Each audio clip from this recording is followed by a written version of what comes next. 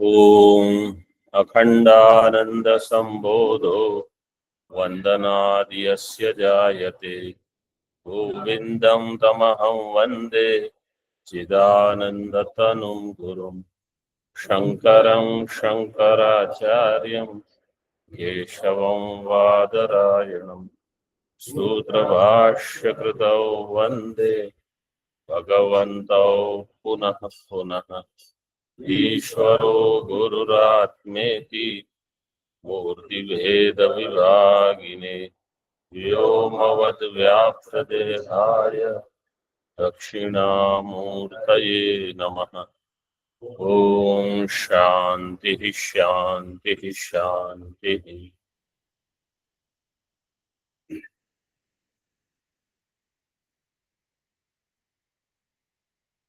सर्व वेदांत सिद्धांत सार संग्रह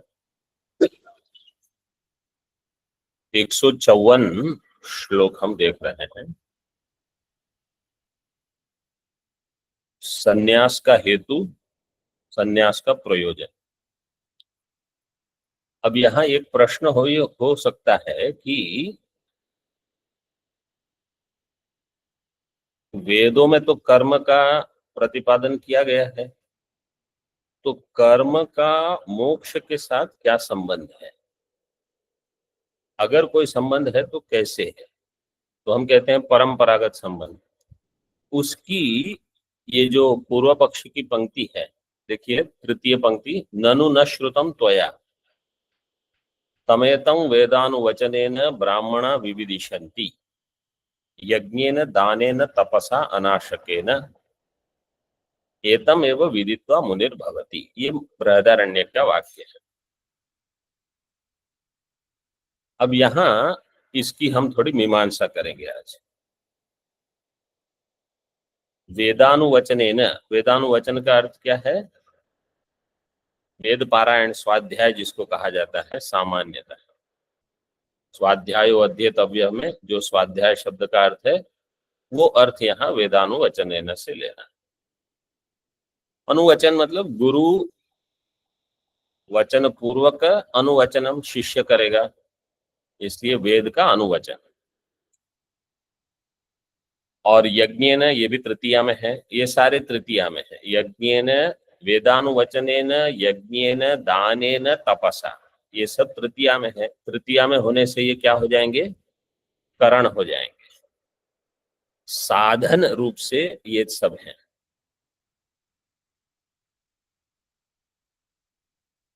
और तम, ये तम, तो तम शब्द वहां आत्मा के लिए, उस आत्मा को जो अपरोक्ष है, इसलिए एतम कह दिया। तम एतम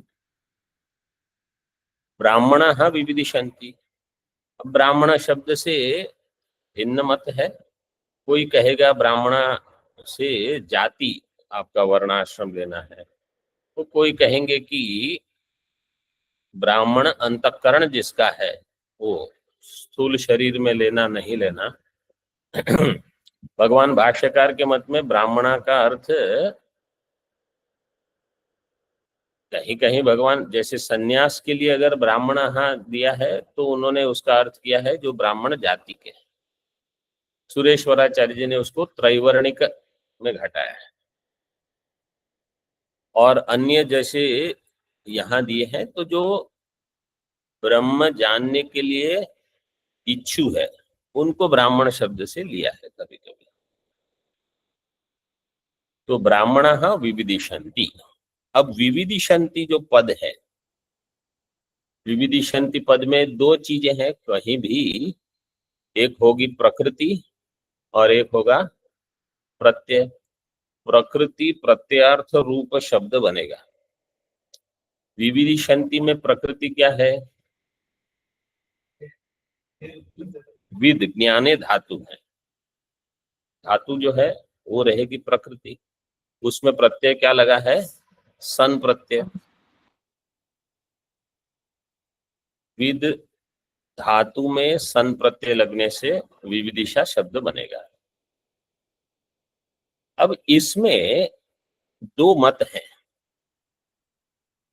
हमारे जैसे अद्वैत वेदांत परंपरा में भामती मत एक रहता है और विवरण मत, और इनमें कहीं कहीं भेद है विचार में, प्रक्रिया में। तो हम अभी थोड़ा इस पर विचार करके देखते हैं।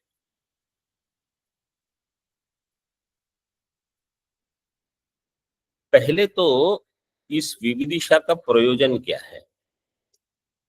जैसे दृष्टांत क्या देते हैं, समझो कोई एक ऐसी व्यक्ति है जिसको कुछ रोग हो गया, 7-8 दिन तक ठीक से भोजन नहीं कर पाए, लेटे रहे, कुछ बाहर टहलने वगैरह जा नहीं सकते।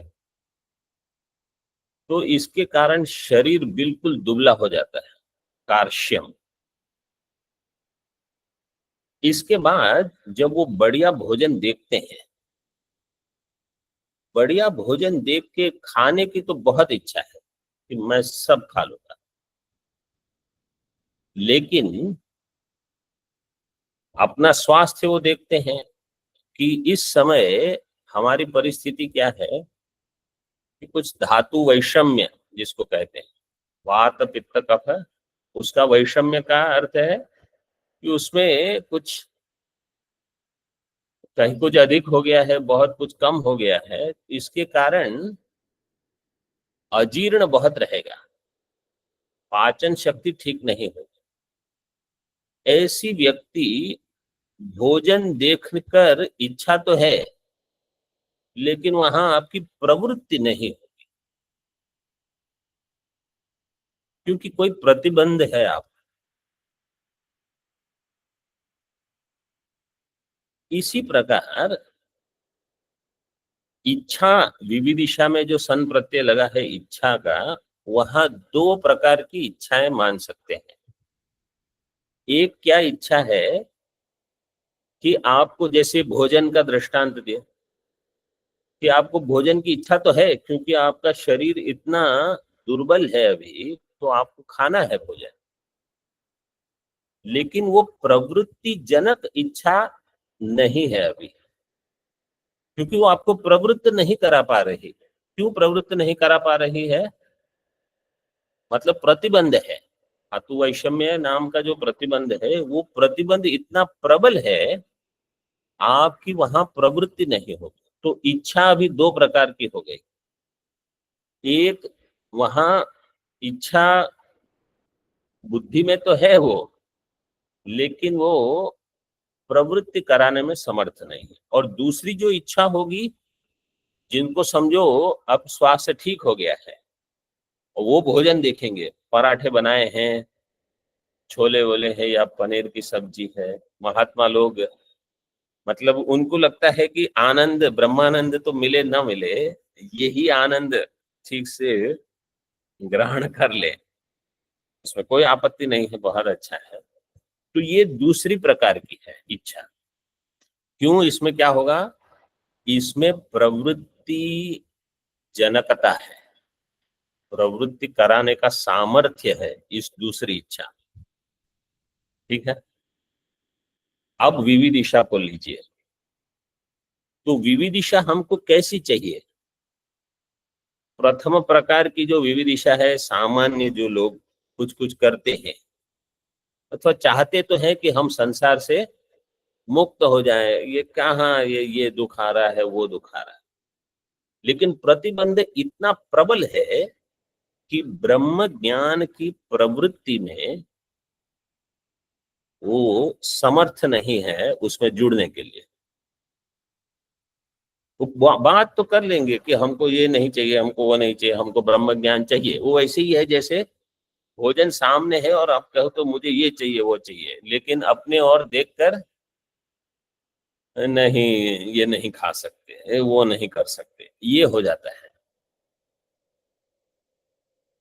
जैसे किसी को मीठा बहुत पसंद है, लेकिन डॉक्टर ने बोल दिया है कि अब आप इसको छुओगे तो ये जहर है, आप, वो प्रतिबंध आ गया है, बस अभी आप आगे नहीं बढ़ सकते। तो यहाँ जो विविदिशंति है ना, वो दूसरे प्रकार की इच्छा होनी चाहिए, जिसमें प्रवृत्ति जनकत्व है, जो आपका घर छुड़वा दे, मुख्य ये है। मतलब इतनी प्रबल इच्छा हो कि ब्रह्म ज्ञान के लिए मैं कुछ भी साधन करने को तैयार हूं। क्योंकि अभी जो हमारा प्रसंग चल रहा है वो है सन्यास का, कर्म का सन्यास। विविदिशा के बल पर वो हो सकता है कि नहीं, ये पहला प्रश्न होगा। ठीक है, तो इतना हमारी बुद्धि में पहले स्पष्ट हो कि यहाँ विविदिशा का अर्थ ये है। अब जैसे हमने कहा यहाँ विद धातु है, ये प्रकृति है, और प्रत्यय क्या है, सन प्रत्यय। तो सामान्यतः प्रकृति और प्रत्यय में प्रत्यय को महत्व दिया जाता है। प्रकृति प्रत्ययार्थयोः प्रत्ययार्थस्य प्राधान्यम, ये वाक्य है, ये नियम है। मतलब प्रकृति प्रत्ययार्थयोः प्रत्ययार्थस्य प्राधान्यम। तो प्रत्यय यहाँ क्या है, सन प्रत्यय। सन प्रत्यय का अर्थ क्या है, इच्छा। तो इच्छा की प्रधानता है, प्रकृति की प्रधानता नहीं है। प्रकृति क्या है, ज्ञान। तो ज्ञान की प्रधानता नहीं है, इच्छा की प्रधानता है। सामान्य नियम अगर आप लोगे तो ये अर्थ बनेगा। तो भामतीकार का वाक्य इसमें क्या है, क्योंकि यज्ञेन दानेन ये सब तृतीया में है, तृतीया श्रुति इसको कहते हैं। विविदिशन्ति इति तृतीया श्रुत्या। तो आपको समझ लेना है कि कौन सी श्रुति को बता रहे हैं, क्योंकि ये वाक्य सब ये लोग ऐसे ही कहीं कह देंगे प्रवेश श्रुत्या। तो आपको पता होना चाहिए प्रवेश श्रुति का अर्थ है तत्सृष्टवा तदेवानुप्राविशत। तो उस प्रवेश का यहाँ वर्णन कर रहा है। अथवा कहीं कहेंगे उत्पत्ति सृष्टि, उत्पत्ति श्रुत्या, तो जगत की उत्पत्ति के संबंध में, जैसे तस्माद वाय तस्माद आत्मना आकाश संभूत इत्यादि। तो यहाँ कहा विविदिशन्ति इति तृतीया श्रुत्या यज्ञादीनाम अंगत्वेन ब्रह्म ज्ञान विनियोगात्। यज्ञादि के अंग रूप से उसका विनियोग ब्रह्म ज्ञान में होगा। अब वो क्या कहते हैं कि ये जो मंत्र है इसका अर्थ देखो, यज्ञेन दानेन तपसा अनाशकेन। अनाशकेन अर्थ का अर्थ क्या है कि तप ऐसा करो जो आपका नाश न करते। मतलब कहीं अन्य तप की प्रवृत्ति में श्रवणादि आपका बाधित हो जाता है तो वो तप योग्य नहीं हुआ, वो तो अयोग्य है वो। तो अब वो क्या कहते हैं कि नित्य स्वाध्याय यज्ञ दान तप जो है, इससे क्या होगा, ब्राह्मणः विविदिशन्ति, मतलब उनको जानने की इच्छा हो, न विन्दन्ति, उनको ज्ञान नहीं होगा। ये भामतीकार का वाक्य है। क्यों, वस्तुतः प्रधानस्यापि वेदनस्य प्रकृत्यर्थतया शब्दतो गुणत्वात् इच्छायाश्च प्रत्यार्थतया प्राधान्यात्। ये जैसे हमने बताया, इच्छा जो है वो प्रत्यार्थ है, प्रत्यार्थ होने से वो प्रधान रहेगा, और प्रधान के द्वारा ही कार्य की निष्पत्ति होती है। जैसे याग आदि में जो प्रधान होगा वो कार्य निष्पत्ति, बाकी सब अंग रहेंगे, आरात उपकारक होंगे या सन्निपत्य उपकारक होंगे। इस प्रकार से वो कार्य का संपादन करेंगे। तो जो प्रधान है वो इच्छा है। इसलिए भामती मत का क्या कहना है कि आप वेदानुवचन यज्ञ दान तप जो करते हो, इसकी पूर्ति इच्छा की उत्पत्ति में है। जैसे ब्रह्म ज्ञान की इच्छा हो गई, यज्ञ दान आदि का काम पूरा हो गया। ये इनका मत है, क्योंकि वेदन जो ज्ञान है वो शब्द मर्यादा से अप्रधान रहे।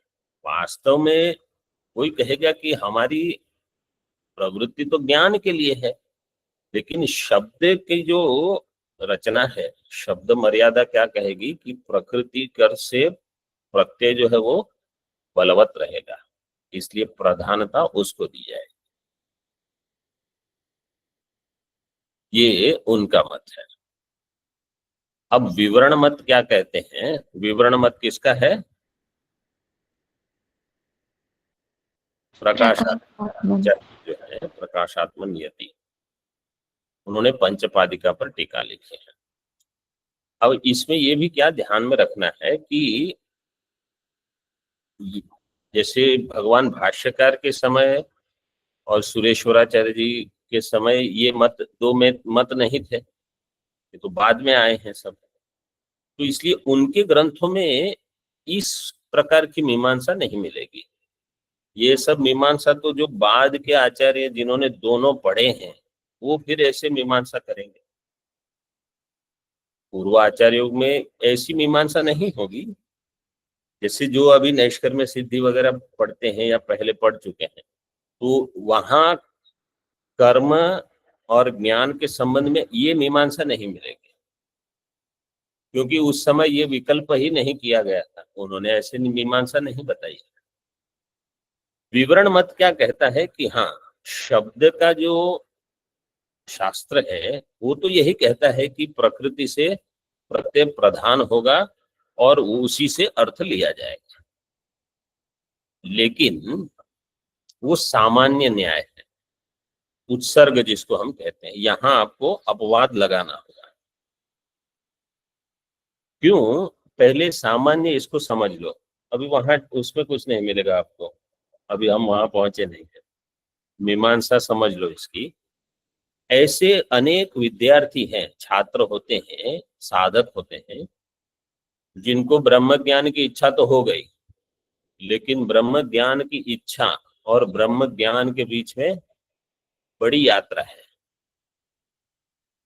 कितने लोग यहाँ भी हम देखते हैं यात्रा आरंभ करते हैं और छूट जाती है, अथवा ब्रह्म ज्ञान की इच्छा से कोई ऋषिकेश आ गया, कोई उत्तरकाशी पहुंच गया और वहां जाकर अन्य अन्य किसी प्रयोजन में लग गए बस, और इसी में कृतार्थ हो जाते हैं। उनको लगता है कि सब हो तो गया और क्या करना है।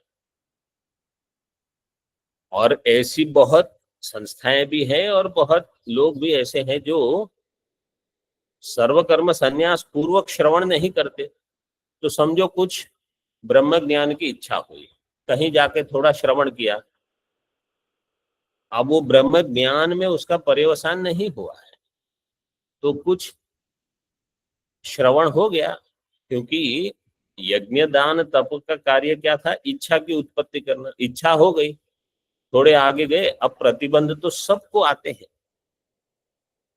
सबसे पहला क्या है कि गुरु की प्राप्ति है कि नहीं, आप इच्छा है ज्ञान की, गुरु ही उपलब्ध नहीं, आप क्या करोगे?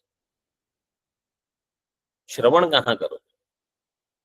क्योंकि बहुत लोग ऐसे हैं, समझो कोई कहाँ रहता है, वो कहते हैं यहाँ कोई पढ़ाने वाला नहीं, और जहां पढ़ाने वाले हैं वहां वो नहीं है, तो गुरु की प्राप्ति अगर नहीं हो रही, अथवा ब्रह्म ज्ञान तो चाहिए, लेकिन उसके लिए जो प्रयत्न आवश्यक है वो रजोगुण तमोगुण के कारण वो प्रयत्न करने में सामर्थ्य नहीं। जैसे कोई कहेगा कि आपको ये सब तो कंठस्थ करना पड़ेगा, अथवा रोज इतने घंटे मेहनत करनी पड़ेगी पाठ में, तो बोले ये नहीं होता हमसे, तो प्रतिबंध आ गया, अन्य प्रकार से प्रतिबंध आता है। अथवा कोई समझो अध्ययन शुरू करता है और छूट जाता है बीच में, ऐसे बहुत होते हैं। तो इसका अर्थ क्या है कि अगर कर्म जो कि साधन है, कर्म से आप सभी ले लो, वेदानुवचन यज्ञदान, इनसे अगर केवल इच्छा की ही उत्पत्ति हो, और ये साधन का अगर आपने संन्यास ले लिया, क्योंकि इच्छा की उत्पत्ति से ज्ञान का ज्ञान के जो साधन दिए हैं कर्म आदि, उसका आपने संन्यास कर दिया, अब आपको इच्छा से ब्रह्म ज्ञान की यात्रा कौन कराएगा? तो इन कर्मों में इतना सामर्थ्य होना चाहिए कि वो आपकी पूरी यात्रा हो ज्ञान की, वहां तक वो आपको ले जाए। जितने प्रतिबंध आते हैं सभी का वो नाश कर सके, इतना बल हो यज्ञ दान तप में। मतलब जो हमने कर्म उपासना किए हैं उसमें इतना बल हो कि वो पूरी यात्रा तक हमारा साथ दे। केवल इच्छा उत्पन्न हो गई और फिर कर्म का संन्यास ले लिया तो आप न वहां पहुंचोगे न यहाँ, उभय भ्रष्ट हो जाते हैं। तो यही प्रश्न था अर्जुन का गीता में जो है कि किसी ने अगर कर्म के बल से इतना नहीं साधन जुटाया है कि जो उसको ज्ञान निष्ठा तक ले जाए, और पहले शरीर शांत हो गया या संन्यास ले लिया, तो अब कर्म तो करेंगे नहीं वो। तो पुण्य तो जितने थे बस अभी खर्चा करना शुरू, यहाँ भंडारा वहां भंडारा, जो जो लेते हैं मतलब पुण्य जा रहे हैं, वो सब पुण्य लेते हैं आपके। ऐसे ही कोई कुछ नहीं देता। कोई वस्त्र देता है मतलब पुण्य लेता है, कोई कुछ दक्षिणा देता है तो पुण्य लेता है, भोजन देता है, अब भोजन तो चाहिए इसलिए लेना पड़ेगा आपको। तो अभी विविधिशंति में केवल प्रत्यय को प्रधान न मानकर ज्ञान को प्रधान यहां मानना पड़ेगा। ये विवरण का मत है। तो भेद हो गया। उनके मत में इच्छा को प्राधान्य, आमति मत में, विवरण मत में ज्ञान को मतलब प्रकृति अर्थ को प्राधान्य। अब इसमें ये दृष्टांत देते हैं। अश्वेन जिगमिषति, अश्व के द्वारा, आप ऑनलाइन जो विद्यार्थी हैं सबको समझ में आ रहा है? यस स्वामी जी। यस स्वामी जी। जी स्वामी जी। जी स्वामी जी। अश्वेन जिगमिषति, जिगमिषति का अर्थ क्या है? मतलब संस्कृत में कैसे? गंतुम, गंतुम इच्छति। तुमुन प्रत्यय से जहां सन प्रत्यय होता है उसकी व्युत्पत्ति तुमुन प्रत्यय से। तो गंतुम इच्छति जिगमिषति, अश्वेन जिग। अभी जिगमिषति में दो चीजें, अभी वहां भी देखो अश्वेन तृतीया में, मतलब अश्व हो गया साधन, ठीक है, और गमन की इच्छा, सन प्रत्यय वहां भी लगा है, और गमन जो है वो धातु अर्थ है, वो प्रधान है, मतलब प्रकृति है, प्रत्यय हो गया सन। तो यहाँ जाना महत्वपूर्ण है कि इच्छा महत्वपूर्ण है? ये प्रश्न विवरण मत का है कि आपको गंतव्य स्थान तक पहुंचना है, उसमें अश्व साधन है। तो केवल इच्छा मात्र से आपको फल की प्राप्ति नहीं होती। अन्य एक दृष्टांत देते हैं, असीना जिघांसति। असीना तलवार से किसी की हत्या करता है, काट देता है। तो वहां भी हंतुम इच्छति जिघांसति, तो हनन की जो इच्छा है मतलब हनन सिद्ध होना चाहिए। तो इन सब में जैसे जो साधन है वो साधन, जैसे अश्व गमन के लिए साधन है, तो अश्व की इच्छा करने मात्र से आप पहुंच नहीं जाओगे। अश्व का उपयोग कहाँ तक चाहिए आपको? जब तक गंतव्य स्थान की प्राप्ति न हो, वहां तक आपको अश्व चाहिए।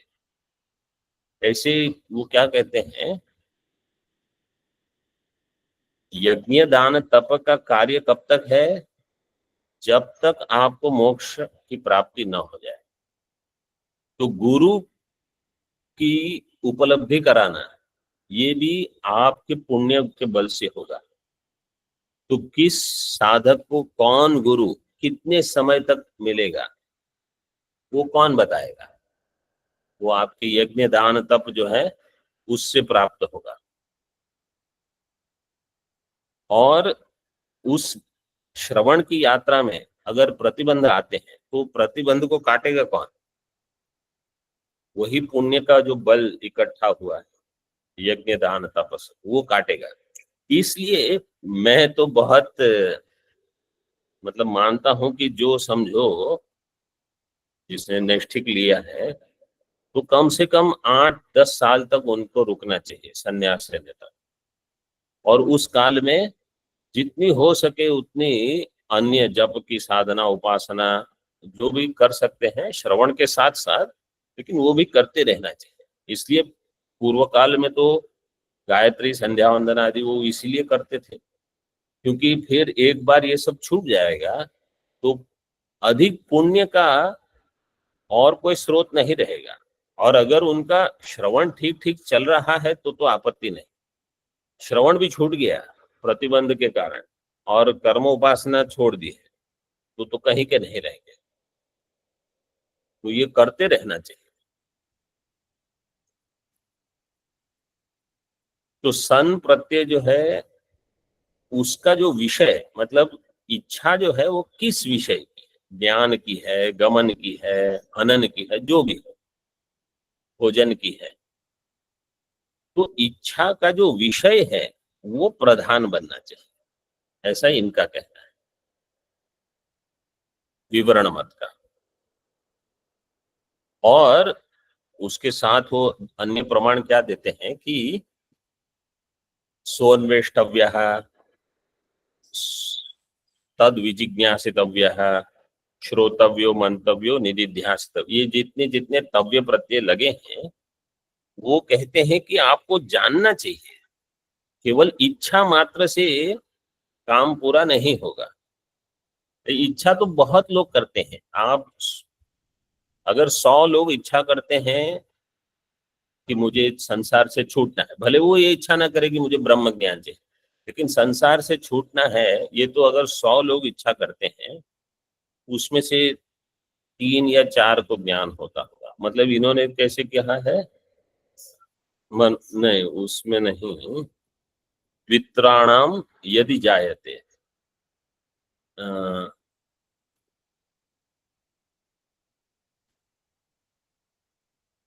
पुंसाम अद्वैत वासना, क्या है,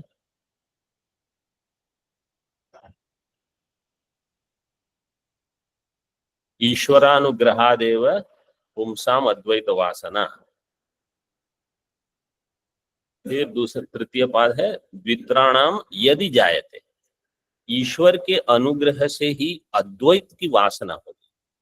मतलब अद्वैत की प्रबल इच्छा ये कब होगी, जब आपको ये समझ में आ गया है कि द्वैत ही बंधन है, ये बंधन है वो बंधन है, वास्तव में द्वैत ही बंधन है, ये अगर समझ में आ गया तब अद्वैत की प्रबल इच्छा होगी। और ये तो ईश्वर के अनुग्रह से ही होगी। और द्वित्राणाम यदि जायते उन्होंने लिखा, 2-3 को अगर मुश्किल से हुई तो, मतलब ये भी कठिन है, तो सबको ये अद्वैत की इच्छा ही नहीं होती। बहुत मतलब 100 लोग अगर इच्छा करते हैं मोक्ष की, उसमें से अद्वैत की इच्छा तो केवल 2-3 को होती है। मतलब 2-3 को ही प्राप्त होता है, बाकी सब तो यहाँ वहां छूट जाते हैं।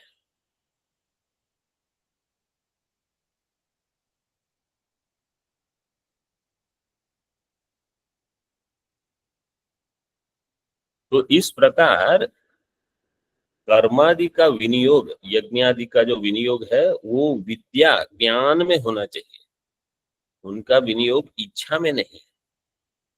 ये विवरण का मत। तो इससे क्या होगा कि जो जो प्रतिबंध आ सकते हैं, अथवा गुरु की प्राप्ति नहीं है, समझो गुरु भी है, उस समय पाठ चला रहे हैं जिस समय आपके पास समय नहीं है, और जिस समय आपके पास समय वो पाठ नहीं चल रहा है, तो पाठ होगा नहीं। अब तो फिर भी ठीक है, चलो कुछ रिकॉर्डिंग है इधर उधर से कुछ कर लेते हैं लोग, लेकिन पूर्व काल में तो रिकॉर्डिंग का भी क्या है, कभी आपके पास कुछ उपलब्ध हो, आपको पढ़ने की ही इच्छा नहीं होती, आप मूढ़वत बैठे रहोगे। क्यों? क्योंकि सत्व नहीं है, उतना पुण्य इकट्ठा नहीं हुआ है।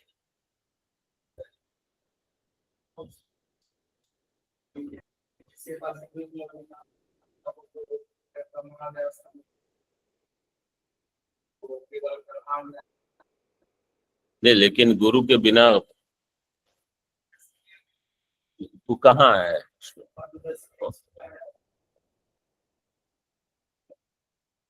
नहीं, वो किस लिए होगा कि जिसका, तो वहां दो अर्थ घटा सकते हो।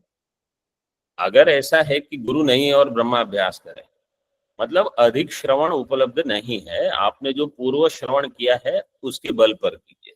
अथवा वेदांत विद्या का कोई गुरु नहीं है तो सगुण ब्रह्म का अभ्यास करो, करते रहो सगुण ब्रह्म का अभ्यास, और जब ईश्वर की कृपा होगी तो भेज देंगे वो किसी को आपके पास।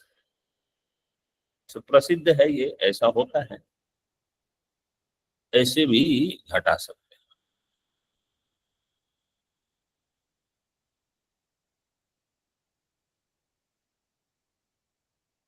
इसमें दिया है, मैं एक वाक्य ढूंढ रहा हूँ, मतलब आपके पुस्तक में नहीं, मेरे इसमें।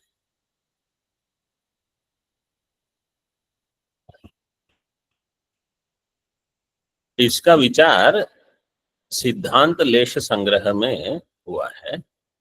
हमारी टीका में हमने थोड़ा आगे इसके बारे में बताया है, लेकिन इतना लंबी मीमांसा नहीं की है, जितना आवश्यक लगा उतना ही किया है।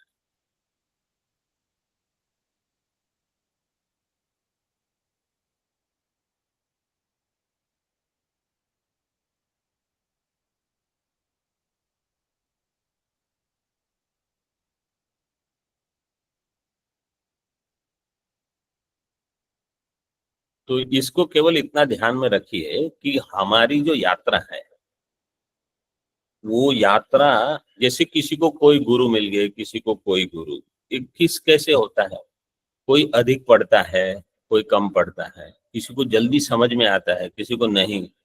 ये सब कर्म के पुण्य से है। आपने कितने यज्ञ दान तप किए हैं, कितना सत्व है आपका, कितने निष्काम भाव से किया था, वो सब इकट्ठा होगा इस समय। और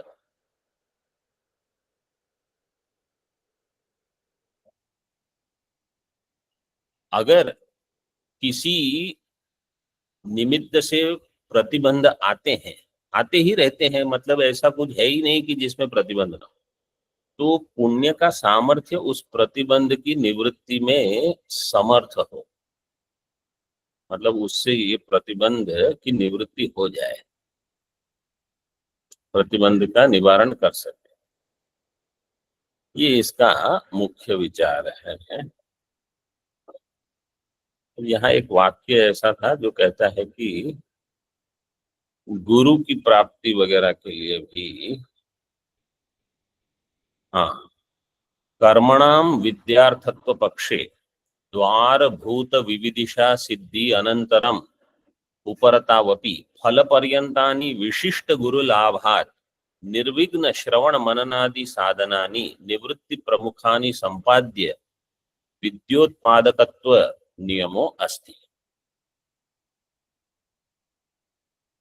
कर्म जो है विद्यार्थत्व पक्ष है, विद्या के अर्थ में द्वारभूत, विविदिशा तो द्वार है, पहले विविदिशा हो तो दरवाजा खुल गया, अब आगे क्या है, विविदिशा सिद्धि अनंतरम उपरतावपि, कर्म से उपरति तो हो गई, लेकिन कर्म जो है उनको फल पर्यंत काम करना है। तो विशिष्ट गुरु लाभ, ये इतना सुंदर शब्द उन्होंने बनाया है, कोई भी गुरु का लाभ नहीं, विशिष्ट गुरु लाभ। ऐसा गुरु चाहिए जो आपको सिर पे ठोक के ब्रह्म विद्या पढ़ा दे।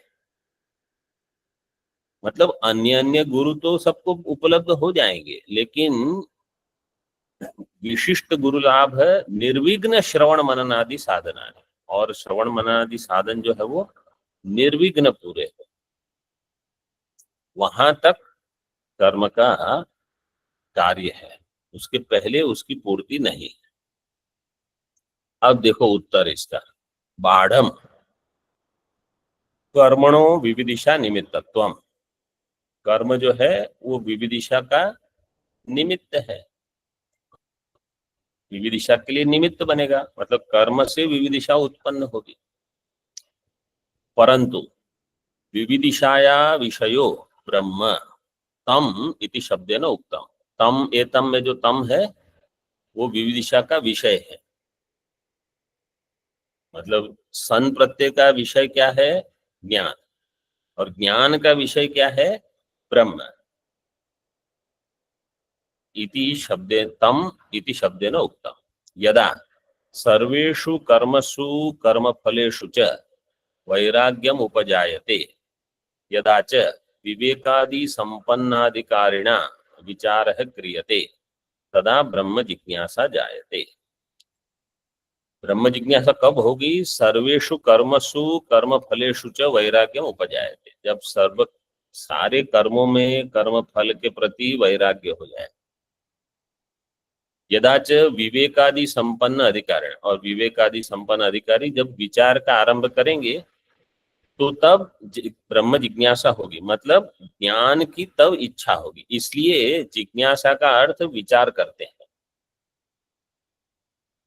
उसका अर्थ है कि आप विचार करना आरंभ करोगे तब फिर आपको लगेगा कि अच्छा ब्रह्म ऐसा है जिसको जान के सबकी निवृत्ति, दुख की निवृत्ति हो जाएगी, द्वैत की निवृत्ति हो जाएगी, इसलिए वो मुझे चाहिए। अब यहाँ जो उदाहरण दिए हैं वो इसकी पूर्ति के लिए है कि भले वेद में कर्म का प्रतिपादन है लेकिन कर्म के संन्यास का भी प्रतिपादन है। देखिए, उक्तंच परीक्ष लोकान कर्मचितान ब्राह्मणो निर्वेदम आयान नास्त्य कृतः कृतेन तद विज्ञानार्थम स गुरुमेवाभिगच्छेत् समित पाणि श्रोत्रियम ब्रह्मनिष्ठम।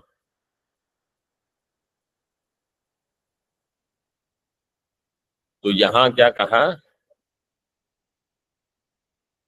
निर्वेद का अर्थ वैराग्य। वैराग्य कब होगा, जब उसको ये पता चलेगा कि अकृतः कृतेन नास्ति। अकृत, अकृत क्या है, ब्रह्म, मोक्ष। मोक्ष मतलब समझ के मोक्ष शब्द में भी घट जाएगा।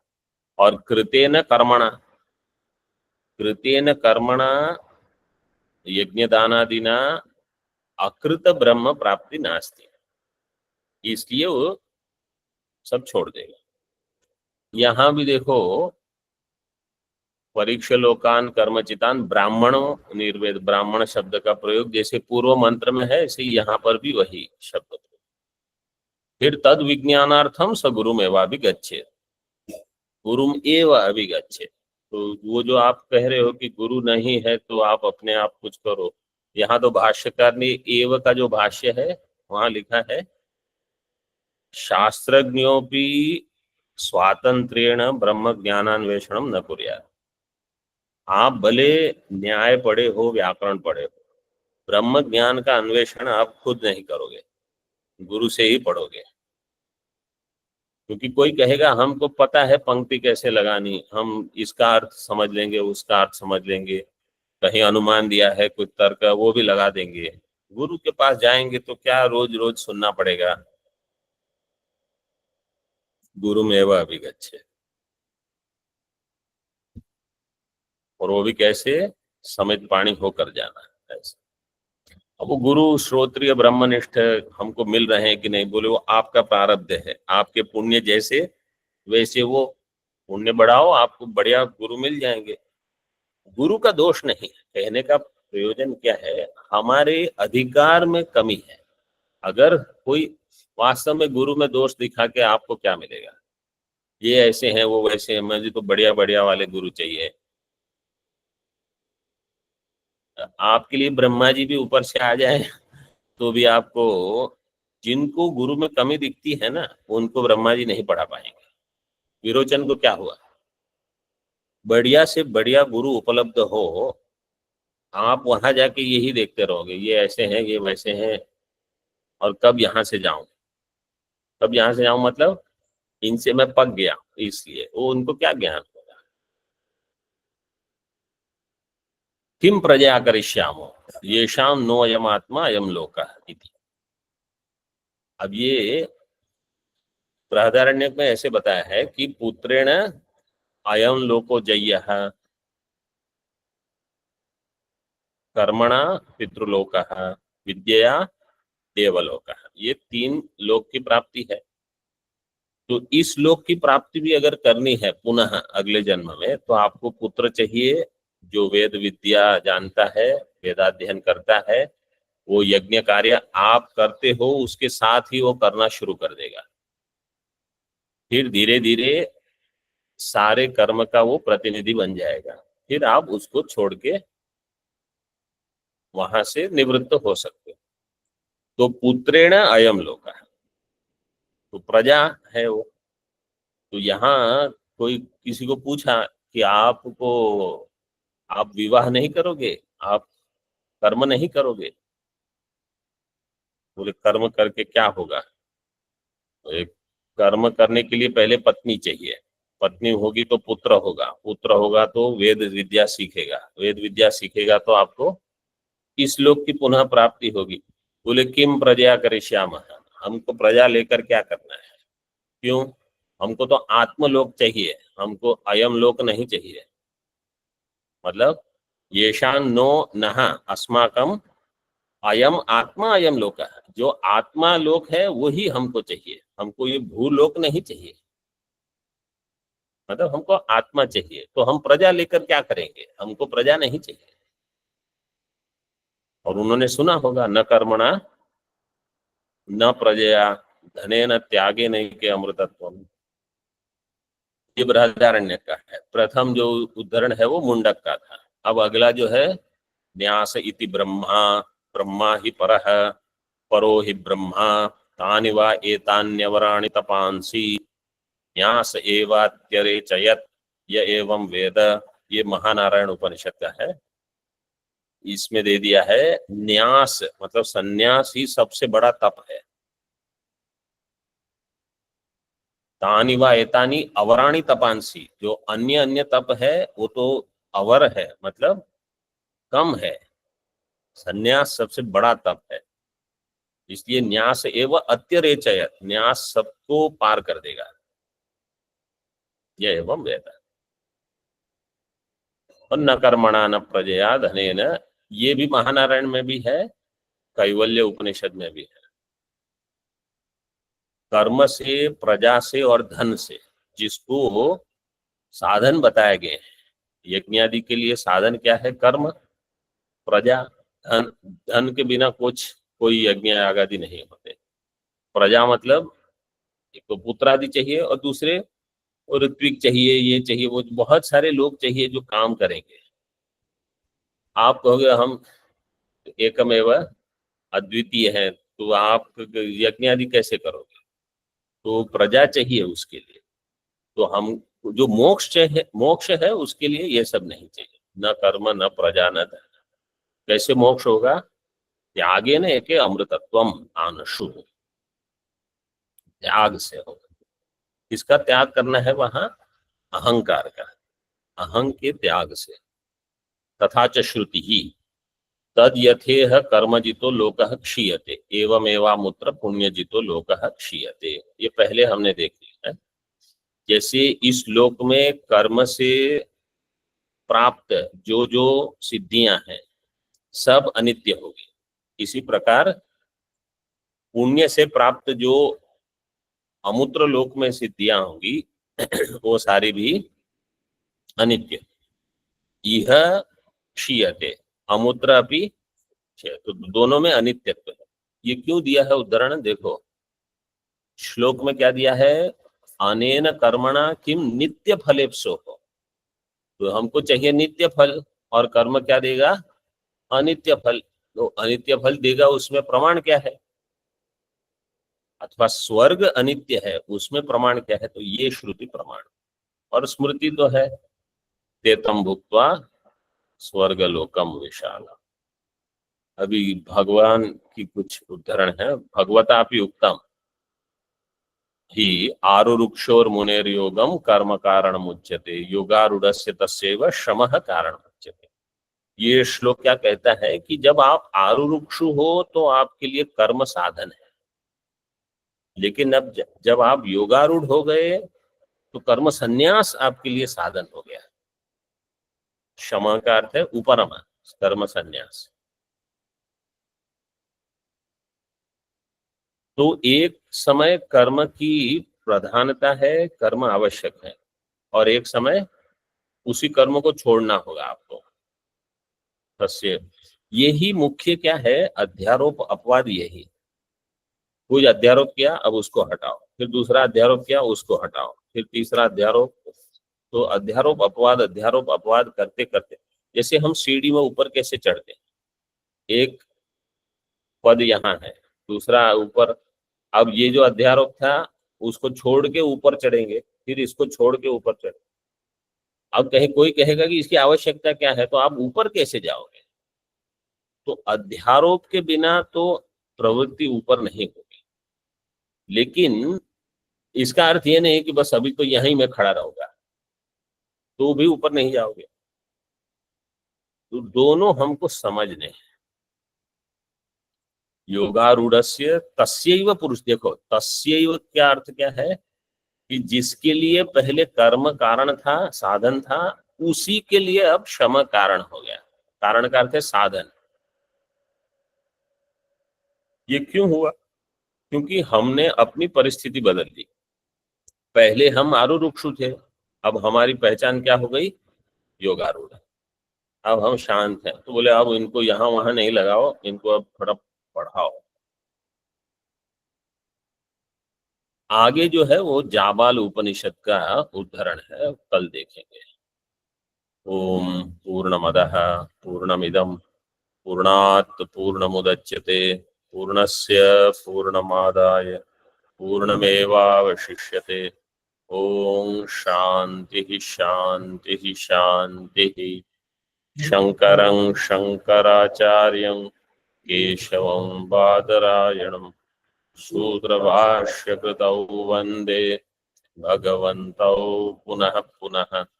ईश्वरो गुरुरात्मेति मूर्तिभेदविभागिने व्योमवद्व्याप्तदेहाय